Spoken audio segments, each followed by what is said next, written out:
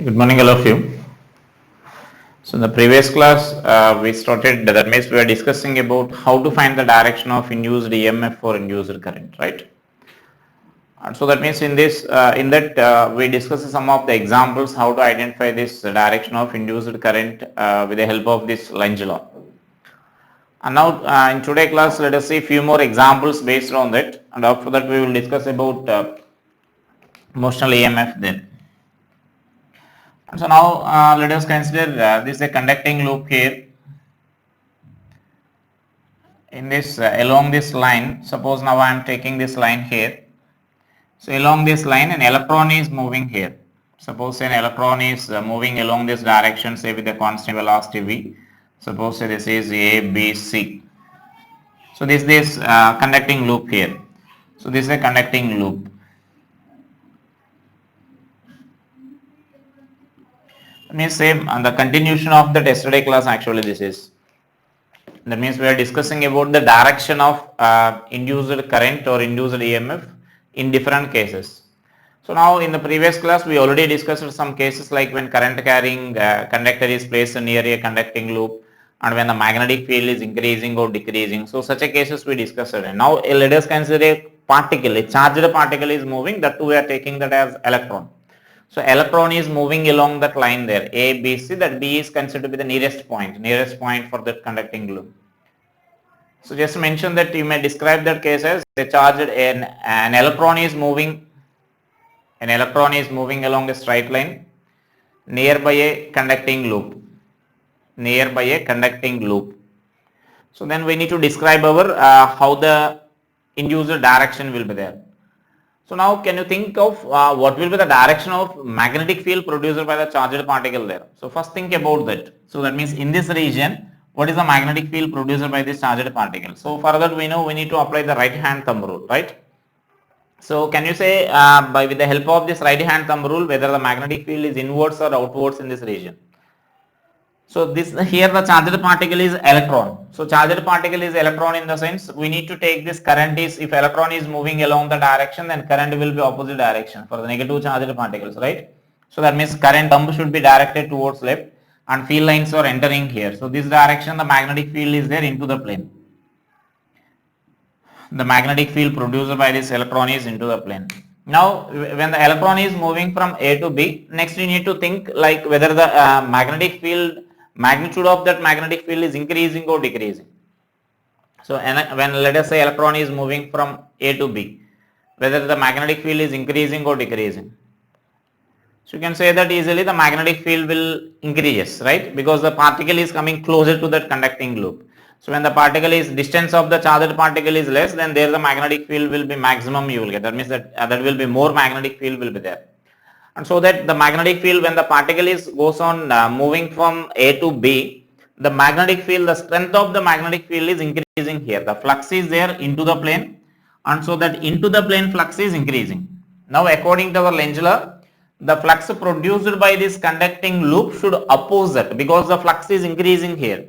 So external flux is increasing, so the induced EMF produced in this should oppose that. And so that the induced EMF should be like this, the flux should be outward direction, means the current should be there in anti-clockwise direction, right?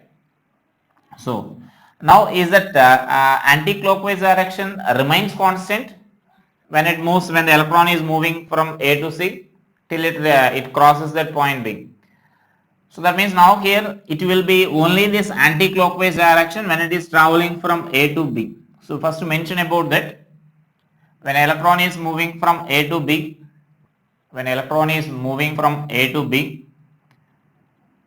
the current in the loop is in anti-clockwise direction. The current in the loop is induced in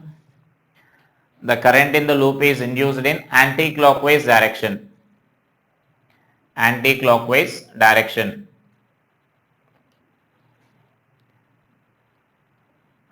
Next, once it crosses that point B, can you say how the is that anti-clockwise direction current will still remain same? So here we are saying that current is an anti-clockwise direction here. Is it remain same even though particle traveling from B to C? So just you may observe that when the particle is moving from B to C, the distance of the particle from the loop is goes on increasing there. So when the distance of the particle from the loop is increasing, so the automatically the magnetic field here, the strength of the magnetic field or the magnitude of this magnetic field goes on decreasing. And so magnetic field goes on decreasing means flux will goes on decreasing. So when the external flux is decreasing, then the induced flux, that means the induced EMF or induced current will try to increase that flux. That is nothing but our Lenz law there. So that means it try to increase that flux means it should produce the flux in the same direction of this external magnetic field. And so here the same direction means it should produce a current in the flux in inward direction. To produce the flux in inward direction, the current in the loop must be in clockwise sense. So the current is in clockwise sense. So that means when the particle is moving from B to C, then you can say that current is in clockwise sense here. So just mention that when the particle is moving from B to C,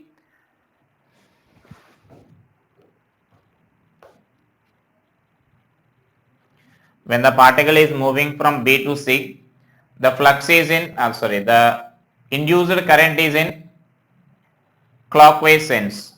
The induced current is in clockwise sense.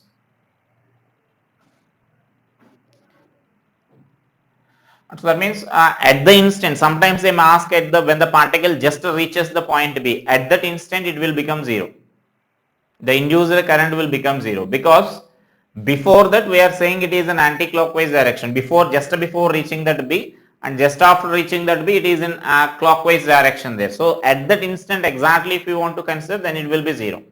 That means because it has to change its direction. So it has to change its direction means like when the particle is projected upwards, the velocity of the particle goes on decreasing and it will become zero at the highest point, then it starts increasing, right? So that means there in order to change the direction, there the velocity at that point will become zero at that instant only.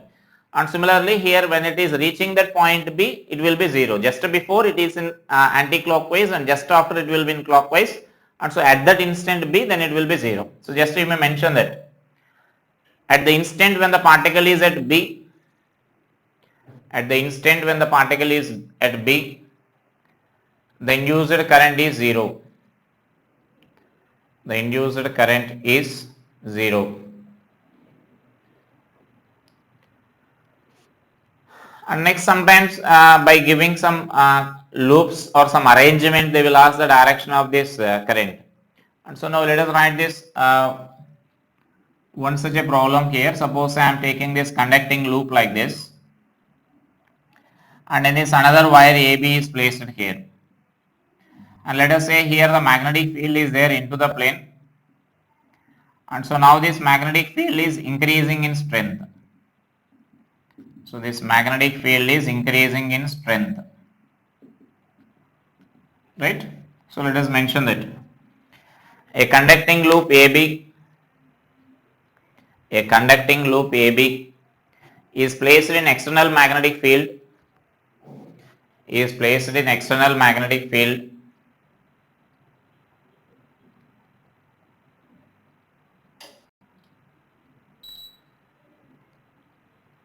and the external magnetic field is increasing. And external magnetic field is increasing. Then what is the direction of current? What is the direction of current? In the circular loop,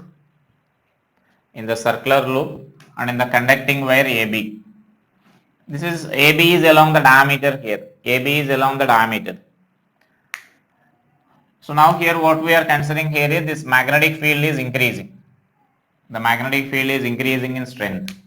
So when the magnetic field is increasing, you can say easily like the flux, inward flux is increasing here. When inward flux is increasing, then you can say that the current produced in this loop will try to oppose that. That means it will act in it will produces in opposite direction because according to Lenz law it should oppose the cause that produce it. So that means this loop should produce a flux in outward direction here. So as it is producing flux in outward direction, then you can say that the current must be induced in this anti-clockwise direction. So current in that loop is in anti-clockwise direction.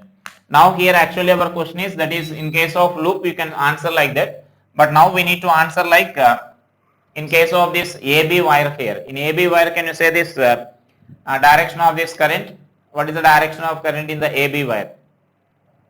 So in AB wire there is no current here. Current passing through that AB wire will be 0, because you can say that flux linked with that wire will be 0. There is no flux passing through that wire here. So then flux passing through that wire will be 0, and so you can say that there is no induced current produced in that. Is it clear? Or you may split this into two parts there. If you are splitting that into two semicircles, then like that also you can assume here. So that means this can be upper semicircle you can consider as, that means upper part you can consider as one semicircle, and the lower one you can consider this another one like this. Then in the upper one, the semicircle, the current will be, induced current will be there like this, and in the lower one the current will be there like this, because this lower one also should produce the flux out of the plane here, right? And so when we join them, then current will be, current in this diametric wire will be 0, because they are equal and opposite here, right? So like that also we can explain there, or otherwise you can say that no flux is linked with that, and so that that means flux linked with that is almost 0, and so that we can say that there is no current flowing through that, right? And then next, similarly, suppose the same arrangement they will ask like this. So here I am taking that so two concentric loops we are taking here. Now this AB wire I am taking like this. So here also let us take this magnetic field is inwards here, and that field is increasing here. The magnetic field is inwards, and let us consider that magnetic field is increasing. And so for this also we mention that as shown in the figure, two concentric circular loops are placed in magnetic field, uniform magnetic field, which is increasing with the time,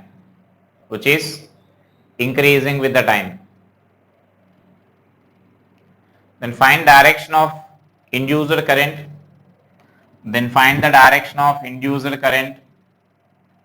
in the circular loops and in the conducting wire AB,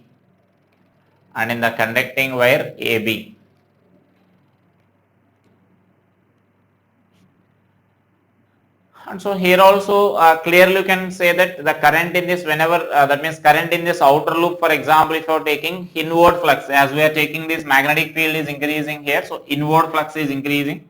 When the inward flux is increasing, then it should produce the flux in opposite direction there.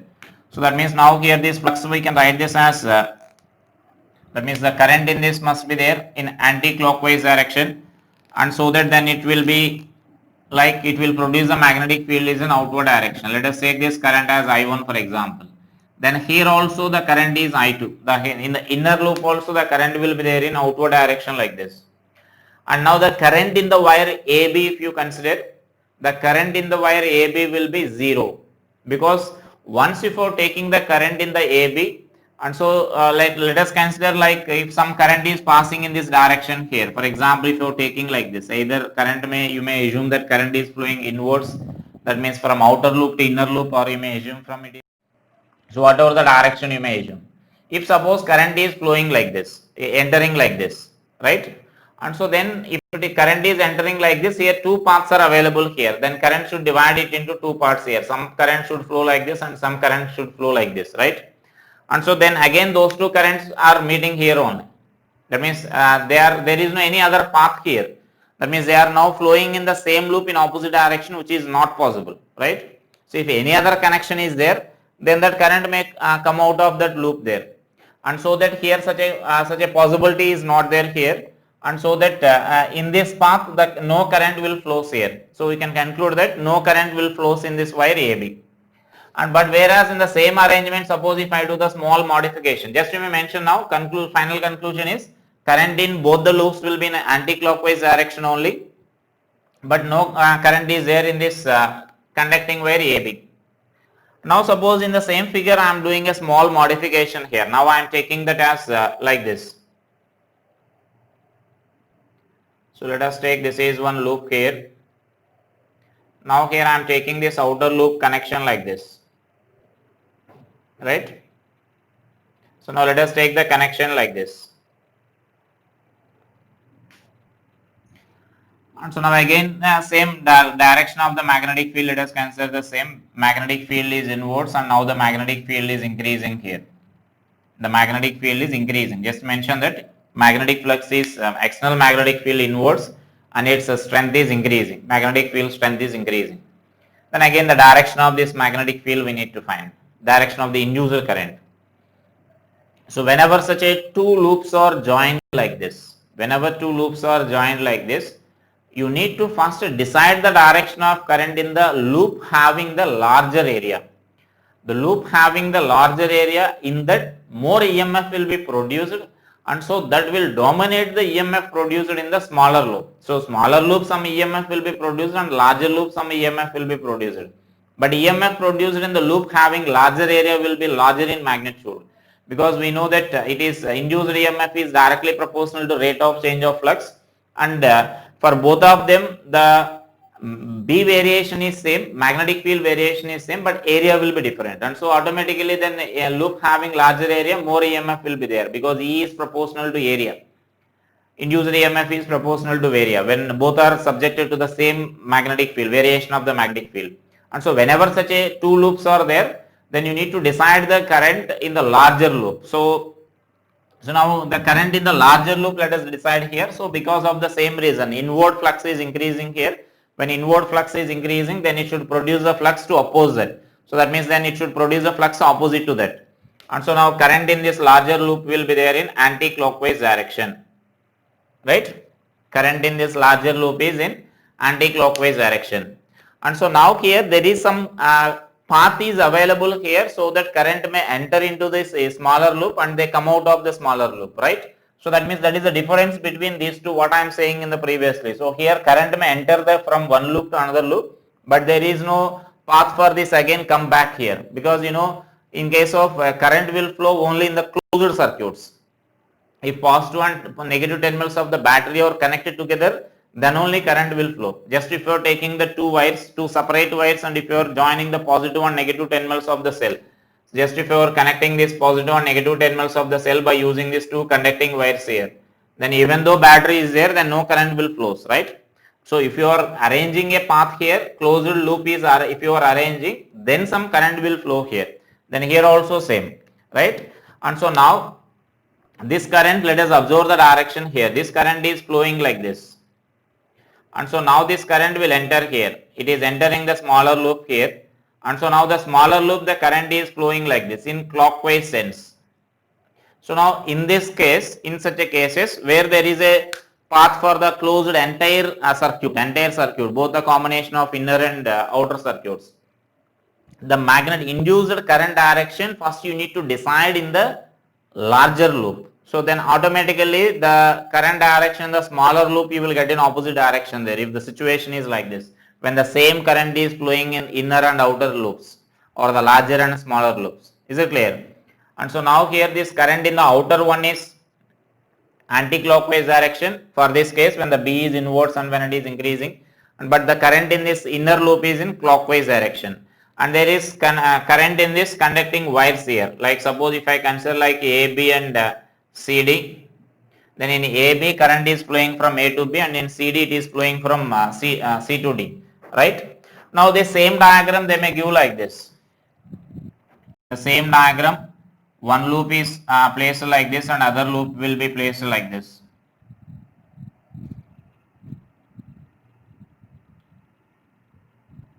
So that means here also you may consider that magnetic field is inwards and that magnetic field is, let us say, increasing. So now the two loops are placed like this, and so that there is no any contact here, there is no any electrically they are insulated from each other. Then in that case also now we can decide the direction of the current first in larger loop we need to decide. Remember that point. When such a two loops are connected together, the induced current direction is to be decided first in larger loop. And so now first in larger loop if you decide here the flux is increasing, and so then it should produce a flux in opposite direction. So I am taking this is in anti-clockwise direction there. Current in this will be in anti-clockwise direction. So now let us observe the direction of this current in the closed smaller loop here. This current will flow like this because that possibility is there here. So the current in the smaller loop is in in clockwise sense, and it is and larger one is anti-clockwise sense. So you need to decide that current by first considering this loop having that larger area, right? So like that you need to decide the direction of the current there, induced current. I hope all of you got the clarity regarding how to decide this direction of current with the help of this Lenz law.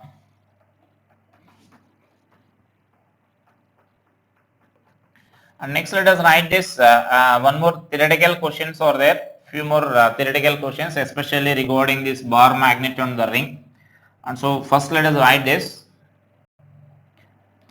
A metallic ring is placed in a horizontal plane. A metallic ring is placed in horizontal plane and a bar magnet is released along the axis of the ring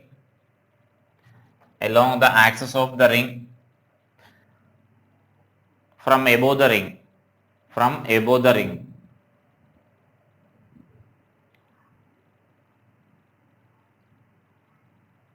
Then what will be the acceleration of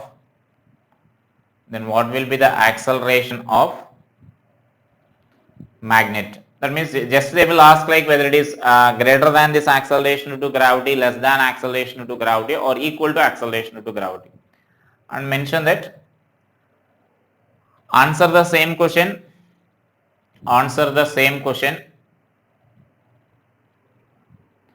when there is small opening in the ring. Answer the same question when there is small opening in the ring. So is it clear? The ring is kept in horizontal plane. Now we are dropping a magnet from the above here. So it's in a vertical plane. Now the magnet is dropped freely falling. And so now when it is moving here, we are asking that acceleration of this magnet here. The ring is fixed ring. And the next question they are asking about if a small gap is there in that ring. That means the ring is not a closed ring. A small gap is there in that ring. Then what will be the acceleration of that magnet? So that means now here this ring is a fixed ring here. And so now can you say that what will be the acceleration of the ring? Just we need to answer whether it is less than g, greater than g, or equal to g, or its acceleration is 0. Just we need to think about that. And so now when the magnet is falling here, or when the magnet is approaching the ring, then what will happen according to our previous discussions? So let us say north pole of according to the diagram, I am taking that north pole of this magnet is moving down here. North pole of the magnet is approaching that ring. So when the north pole of the magnet is approaching the ring, we discussed already, like it should produce some current here. That means the induced current will be produced in the ring to oppose that magnet. So to oppose the magnet means then the upper face of the coil should act as a north pole, right? The upper face of the coil should act as a north pole. The upper face of the coil should act as a north pole means when seen from the top, the current is in anti-clockwise direction here. So that means current will be there in anti-clockwise direction when seen from the top, right? And so now from that what we can say is this magnet will face some opposition from the ring here. Some opposite force will act on the ring. So the originally the forces acting on this ring, or some weight of the ring will be there in downward direction, and now this magnetic force will be there in upward direction. Is it clear? If this ring is not there, then only this weight of the ring will be there, weight of this magnet will be there, and so because of the weight of the magnet, it will falls with acceleration due to gravity. But here, because of presence of the ring and because of this induced current, then there will be some opposition will be there on this magnet here. So that opposition will act in upward direction here, and so that net force acting on this is, and so what we can write here is the net force acting on this ring will be, so that means the net force acting on the ring will be less than mg, right? Because that mg minus F magnet will be there and magnetic force will be there. And so then this value is less than g means then what we can conclude there is acceleration is less than g, we can write, right? Because the downward force is less than mg. So automatically the acceleration will be less than mg you will get. and that is the case when the magnet is above that, when the magnet is above the ring. Now similarly, if you think about when the magnet is below this ring here, then what will be the situation? So let us write, I will draw this another diagram here. So now let us consider that when the magnet is below the ring, that means it crosses the ring. Now just let us consider the magnet is below that ring. Then is there any changes taking place here? Then again induced current will be there definitely here. Can you say now the direction of that induced current? Is any changes in the direction of induced current when the magnet is above and when the magnet is below? So now just think here. Here we are getting the current in anti-clockwise direction as seen from the top because it should repel the north pole. So now once the magnet is below this circular loop, the cause for this induced EMF here is, the cause for the induced EMF is nothing but now south pole of the magnet is moving away. And so now the flux is in downward direction, that means the flux passing through that ring is goes on decreasing. And so now that means that for the opposition what it should do is the bottom face of the coil should, this bottom face of the coil should act as a north pole, so that there will be attractive force between this magnet and this coil here. So this lower face of the coil should act as a north pole. The lower face of the coil should act as a north pole means the current in this loop should be in anti-clockwise direction when seen from the bottom. When seen from the bottom it should be in anti-clockwise, or when seen from the top it should be in clockwise direction. So that means now the current direction will be reversed here when the magnet is above and when the magnet is below. Is it clear? So the current direction will be reversed. So when seen from the top, now it should be in anti-clockwise direction, bottom. And so now here again there will be now attractive force will be there here on this magnet. The magnetic force will be there, and so now mg will be there in downward direction. And so in that case also now what we can write is the net force is less than mg we can write, because in this case also the net force is mg minus fm we need to write here. Is it clear? And so that the net force is less than this mg, and therefore what we can conclude is acceleration is less than g. So in both the cases now we can conclude that acceleration is less than g. So that means finally what we can conclude is when the magnet is moving down like this, the acceleration of the magnet will be less than g. So finally we may mention that conclusion there. Therefore when a magnet is falling through the ring, axis of the ring, its acceleration will be less than g. And so now let us consider what will happen when there is a small opening here. Suppose I am taking that small opening is there like this. And so now let us consider this north pole of the magnet is moving down here. It is coming down. Right? And so now when it is coming down here, the same situations will be there, like magnetic flux is changing, and so then some induced EMF will be there here. And but here the important thing is there, induced EMF will be there, but no current will flow in that ring. The difference between them, no current flows through the ring, because the ring is open. There the ring is closed, and so that will be a closed circuit, and so current is flowing here. But here it is, the ring is open. So open means definitely some potential difference will be created between these two ends here. Potential difference will be created because of this. And so that means in case of open rings or open circuits, induced EMF will be produced but no current flows because it is an open circuit, right?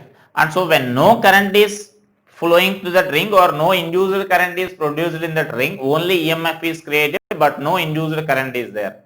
Then what will happen is there is no such a repulsion from that ring. That means there is no repulsive force acting on that ring, so that there is no current means this upper face of the coil or upper face of the ring cannot act as a north pole to repel the north pole of this incoming Bohr magnet, right? When no current is there, it can't behave like it can't produce any opposing field or opposing flux, and so that no opposition will be there on that magnet. The only force on that magnet is zero. So that means now it will falls down with this, that means the net force is mg, and so that then it falls with the acceleration g here. So just mention that when the ring is open,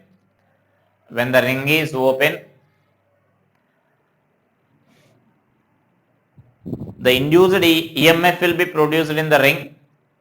The induced EMF will be produced in the ring, but no current flows through it. But no current flows through it as the ring is open. As the ring is open. And so there is no opposing force, there is no opposition on the magnet. There is no opposition on the magnet. And so magnet falls with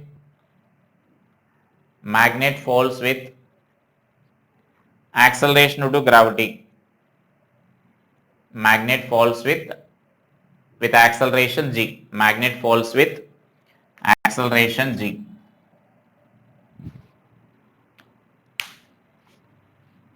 Right? So that is in case of this magnet here. And next let us consider in the same case in a similar ring and magnet example. Like suppose now I am taking a long cylindrical tube, metallic tube. Long cylindrical metallic tube here.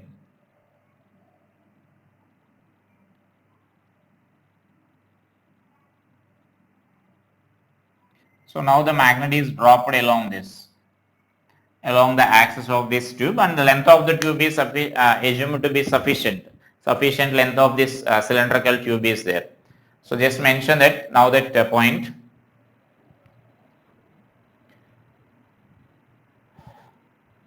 A magnet is dropped along the axis of a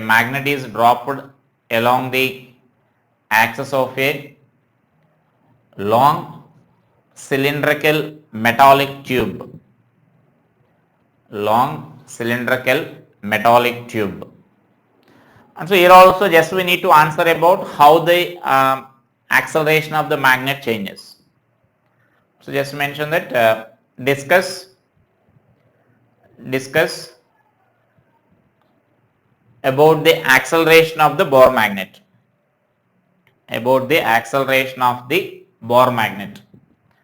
So that means previously we considered only one ring here. Now we need to consider a metallic tube. We are releasing this metallic in a metallic tube here along the axis of a metallic tube.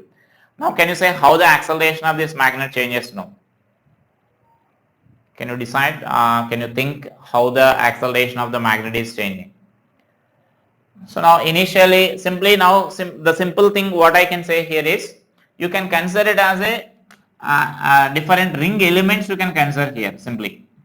So now you will get an idea about this. That means you can consider that this ring is made up of this large number of rings. The cylinder is made up of large number of rings like this, right? So you can consider it as a ring, different large number of rings are placed like this. Then in each ring you can apply our previous concept. In each of these rings we can apply our previous concept there, right? So now initially mg will be more here, so that mg is acting downwards, and so the acceleration of the magnet, because of acceleration of the magnet, the velocity of the magnet goes on increasing, right? Because we are releasing from rest, and so velocity of the magnet goes on increasing. When velocity of the magnet goes on increasing, then the larger and larger EMF will be produced there. We know in the Faraday's experiment we already discussed that when you are moving a magnet towards the coil, then if you are moving it quickly, then large magnitude will be produced. That means the magnitude of the current will be more. If you are moving it slowly, then a small amount of current will be produced. If you are moving it quickly, then large amount of current is produced, right? That we discussed already in the Faraday's law when we were discussing about Faraday's law.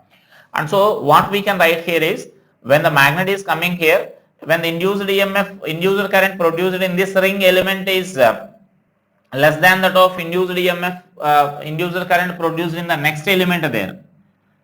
The reason there is, when compared to velocity here, when magnet reaches to this position, velocity will be more, or when magnet is here, the next element, the magnet may be here, then its velocity goes on increasing.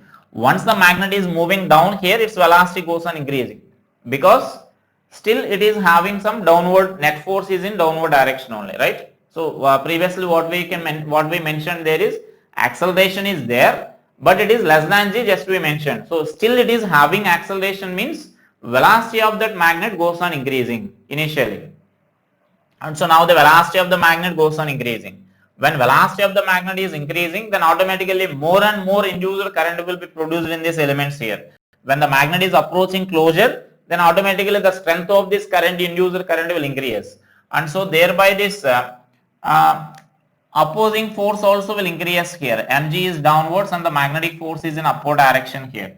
So initially what we can write is, so initially this A is equal to, I can write this mg minus Fm by M, right? And so now, so that means now as acceleration is there, velocity of the magnet will increase, and so now Fm goes on increasing,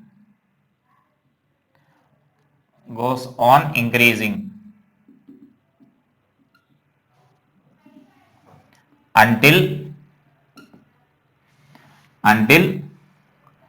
Fm is equal to mg. So understand this clearly. The velocity of the magnet is increasing. So initially the situation will be there like this. Very small opposition will be there initially because velocity is almost zero. It is starting from rest. And so that small opposition will be there. So small value will be there. So still A is positive. Still A is positive means velocity of the object is goes on increasing, velocity of the magnet. When velocity of the magnet is increasing, the induced current produced in the different elements also increases. When the induced current is increasing, then opposition will increase, right?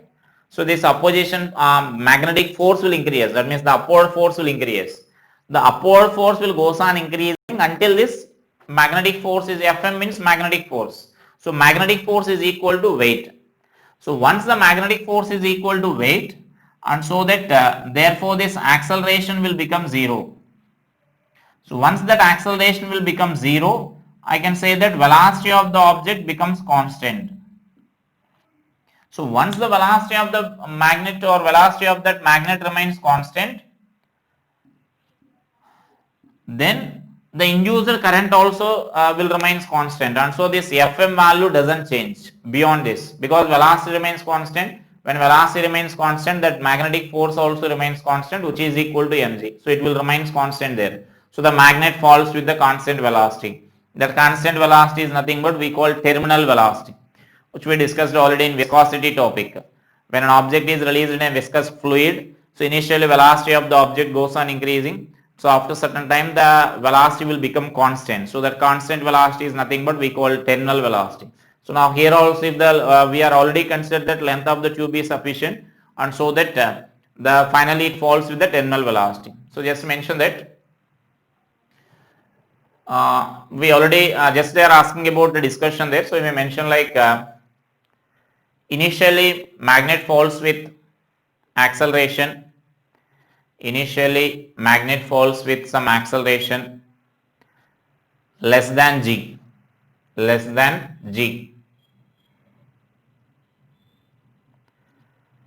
This acceleration goes on decreasing.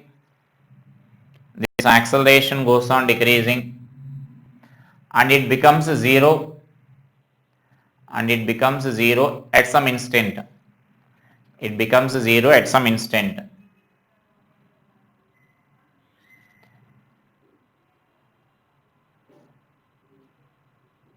From that instant, acceleration will remain zero. And so magnet falls with constant velocity, constant terminal velocity. So now write a problem based on this Faraday's law. So write the problem. A line PQ, the line PQ divides the space into two regions. The line PQ divides the space into two regions. Region 1 is field free, that means no field is there. Region 1 is field free, and in region 2 uniform magnetic field of induction B, and field 2 has field 2 has uniform magnetic field of induction B. ABCD, sorry, yeah, ACD is a semicircular conducting wire placed as shown at t is equal to 0. Placed as shown at t is equal to 0. Find the induced EMF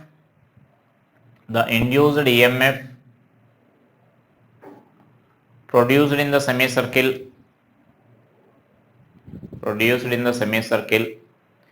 and draw the variation of induced EMF with the time.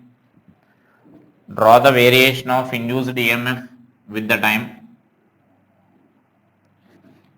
When the loop starts rotating, that means loop means semicircle. When the semicircular loop starts rotating, in that first question, with constant angular velocity omega,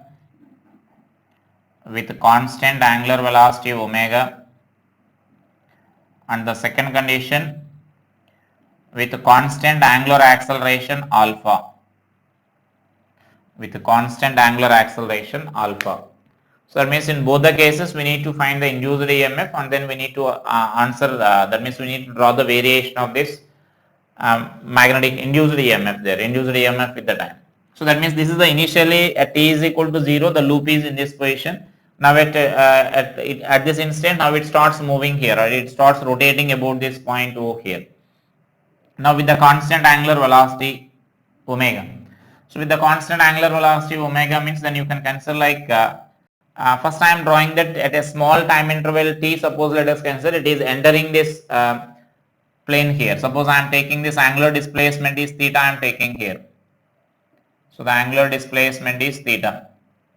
So let us consider the loop is in this position here. The loop is in this position, right? So I am taking that the loop is like this. So that this angular displacement I am taking it as theta. That means it is turned through the small angle theta there, right? And so now this is the area that entered into this magnetic field. And so now let us write the magnetic flux. So that area we can write this as, so area, that means you can write that area of the sector, which we can write this as half r square into theta. That r means let us write it as capital R square into theta, right? And so now let us write the flux passing through that here. So this is the magnetic flux. So this is magnetic flux passing through that we can write as B into A. And the theta value will be cos 0, you can write here. Because that magnetic field is normal to that, and so that angle between plane area and this magnetic induction you can consider it as 0 degrees. And so now this value we can write as B into R square by 2 into theta. And so now for both of them this flux is same here, whether it is moving with a constant acceleration or constant velocity. So now first let us consider when it is moving with constant velocity. And so now I am taking that if omega is constant, so if omega is constant, that means angular velocity is constant, then what we can write there is theta is equal to omega d, you can write. And therefore this flux we can write this as, so B r square by 2 into omega t, you can write. And so now let us apply the Faraday's law here. Therefore I can write this as Faraday's law by Faraday's law.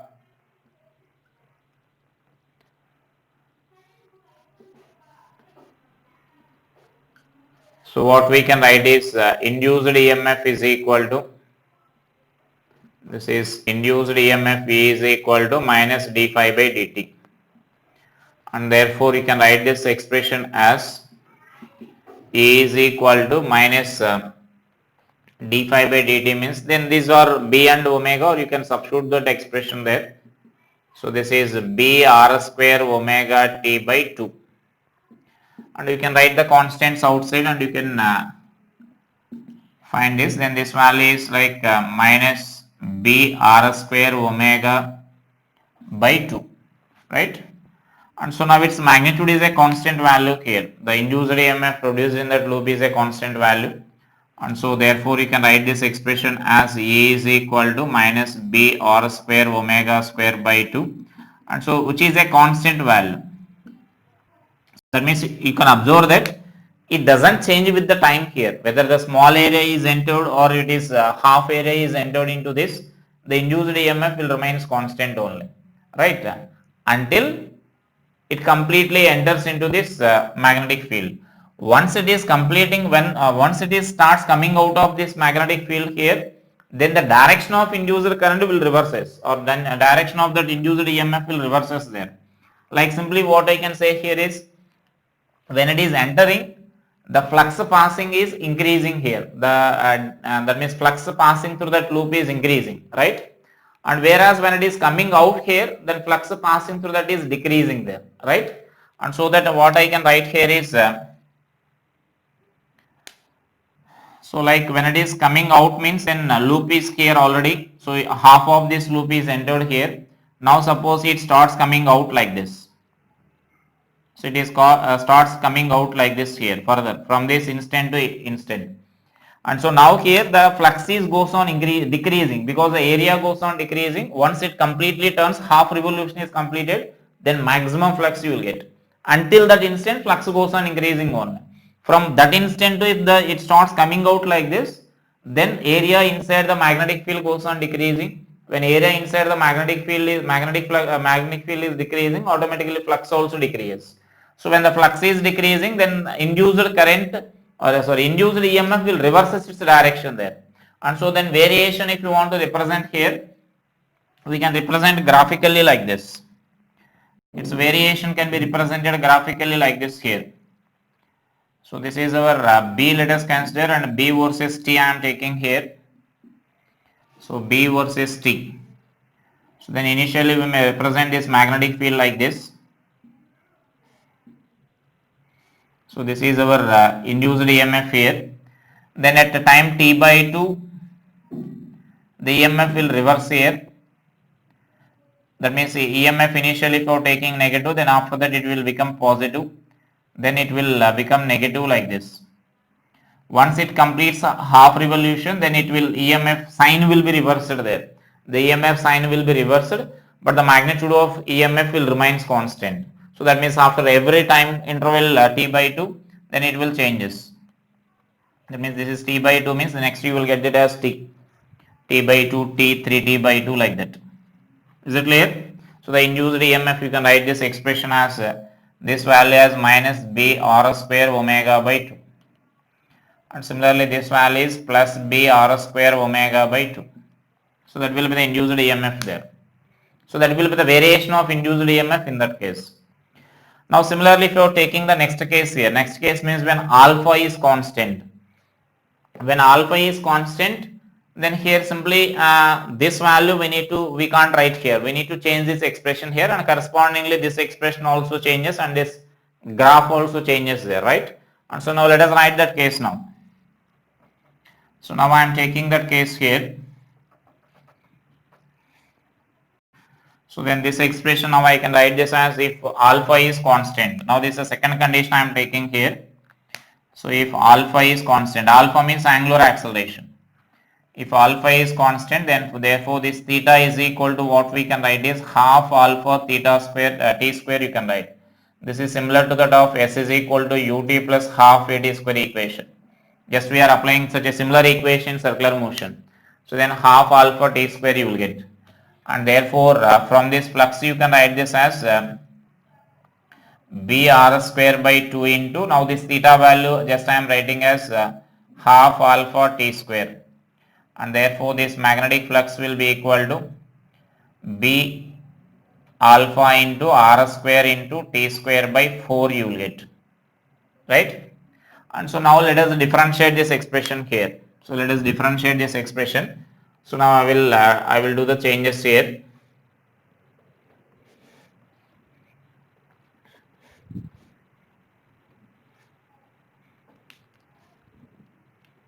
So next in this here what we can write here is half r square alpha into t square by 4. That means just a Faraday's law. By using Faraday's law, just we are substituting that phi expression here. And so now let us differentiate this equation here. Therefore, that induced EMF is equal to minus b r square alpha by 4 into, then you can write this as 2t. Therefore, this induced EMF is equal to minus b r square alpha into t by 2 you will get. And so now it is not a constant value, it is a function of time you will get. Right, so now induced EMF is proportional to t we are getting here. Now let us see the variation of this graph here, that means the variation of this induced EMF with the time. So then initially I can represent like this until it completes half revolution. Now it is a straight line passing through origin you will get. So then this is a straight line passing through this origin here until you will get this time like t by 2 until it completes one revolution. And so next here for this part, the remaining part you will get this graph like this. So that means now here this graph will be there like this here, the continuation of that line. And next again it will changes its direction here. The direction of induced EMF will be changed, and as well as the magnitude also will changes here. Now the magnitude is continuously changing here, and so magnitude is continuously changing means then it will be a part of this straight line here. So then you can draw this straight line here, so it will be a part of this straight line. And so then next you can draw like this, you can draw like this, and so next it will be a part of this straight line here. You can extend this straight line and you can draw, it will be a part of that straight line here, right? And so the variation will be there like this. This is after t.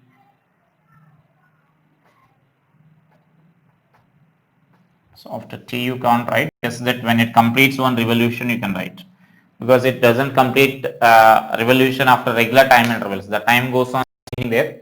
Just once that completes one revolution, then you can draw this graph like this here. So that means this will be part of this straight line you will get here. No, but not a continuous. It will changes its direction here continuously, right? So like that. That means if you want to find the times, then just the time taken to complete pi angle you need to consider, because for every revolution, that means if you want to find those time intervals here, t1, t2 and t3 for example, those time intervals you can write first t1 you can write this as pi is equal to half alpha into t1 square. So then t1 value you can write this as under root of 2 pi by alpha. So that is our t1 value. The next t2 value we need to write this as 2 pi. 2 pi is equal to half alpha into some t square to complete one full revolution. And so then this value you can write this as t is equal to then under root of 4 pi by alpha you will get. And so now our t2 value is nothing but t minus t1. That is actually here we are representing the t2 only. So directly you can substitute this as t2 here, because we are representing the total time there. So then you can take this as t2 square and then t2 you can substitute. Next similarly t3 value means then angular displacement you need to take that as like 3 pi. When it completes 1.5 revolution, then we can find this time period just by using half alpha t square. Then you need to find those time intervals there, right? So that will be the variation of this, that means that will be the variation of induced EMF in that case.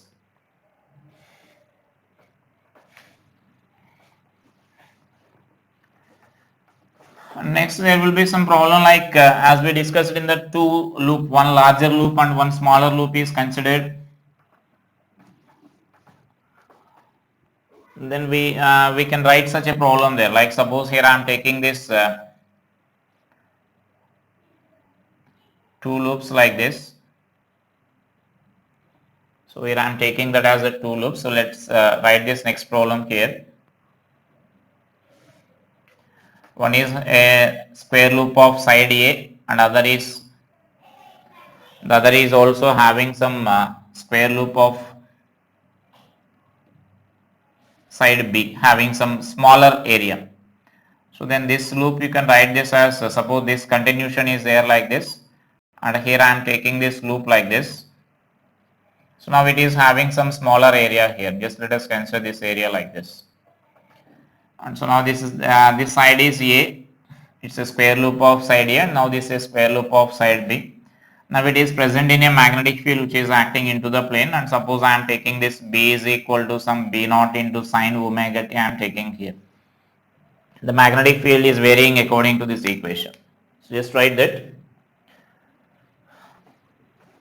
two square loops of side A and B, two square loops of sides A and B respectively are connected as shown,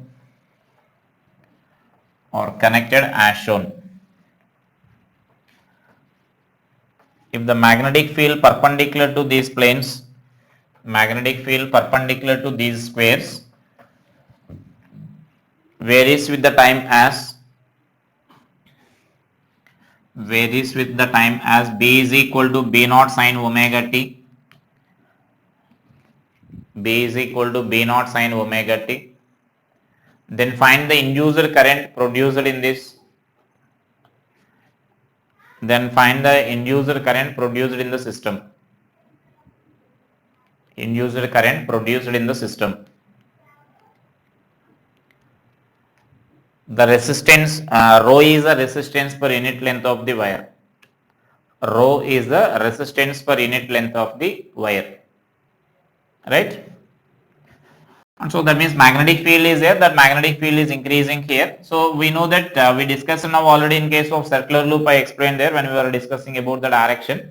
So when such a two loops are there, we need to decide the direction of EMF produced in this larger loop, we need to decide there, right?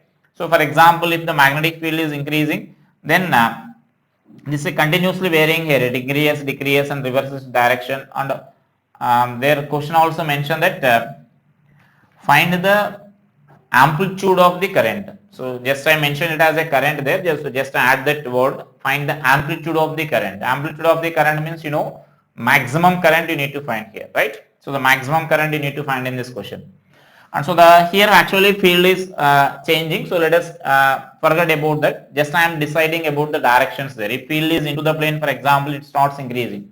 Then induced EMF produced in the larger loop will be opposite to this flux here. So that means it should produce this current in this direction there. So if current in this direction is like this, then current, that means in anti-clockwise direction, then automatically current in this smaller loop will be there like clockwise direction here, right?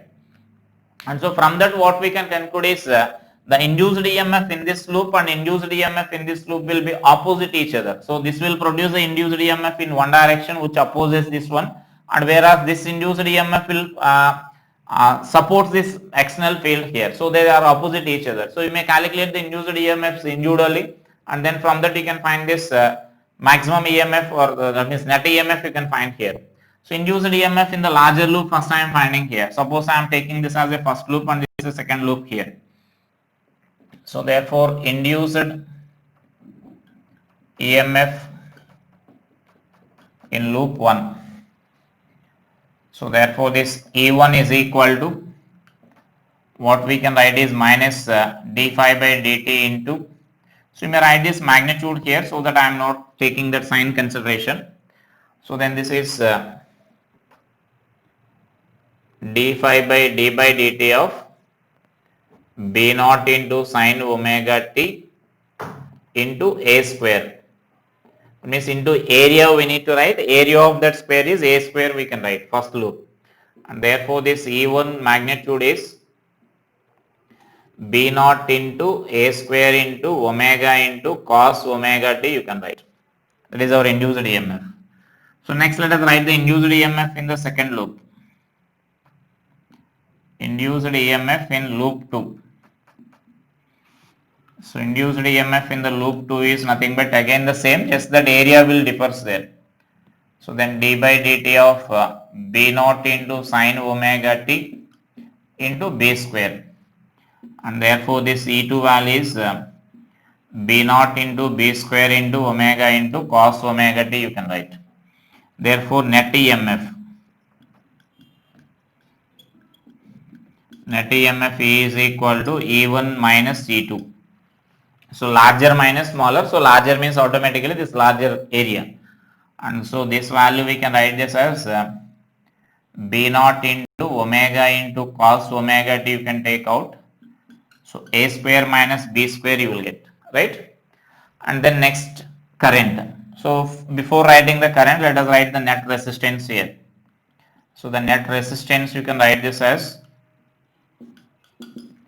so resistance per unit length is given. So resistance per unit length is rho into 4a, the resistance of the first square, and the next one is rho into 4b, the resistance of the second loop. And therefore this resistance what we can write is rho into 4 rho into, you can take common here, you can write this as just a plus b, that is our resistance. Therefore next I am writing this current. So that means induced current, this is. So induced current I is equal to net EMF by this resistance we need to write. So net EMF is nothing but B naught into omega into a square minus b square by, and this resistance is 4 rho into a plus b, and this value is cos omega t you can write. And now they are asking that amplitude of the current. Amplitude of the current means this is nothing but maximum possible value, right? So in our sine or cosine equations, you know that amplitude is nothing but our maximum possible value here. So that means amplitude of current is, so therefore this I maximum is equal to, so what we can write is B naught into omega into, here you can simplify this. So I can write this as A minus B by 4 rho we can write. So that will be the maximum current here, or amplitude of the current here. So like that you can solve this such a type of problems here. So these type of problems are also important. So then just to find the magnitude of the EMFs in the individual loops, then larger minus smaller you can consider there. That gives the net EMF there. Is it clear? So in the next class I will explain about motional EMF, and in that motional EMF is important for that, and a lot of problems will be there based on the motional EMF, right? So I will explain about how the motional, that means how the induced EMF is produced, that mechanism I will explain in the next class, right? Thank you.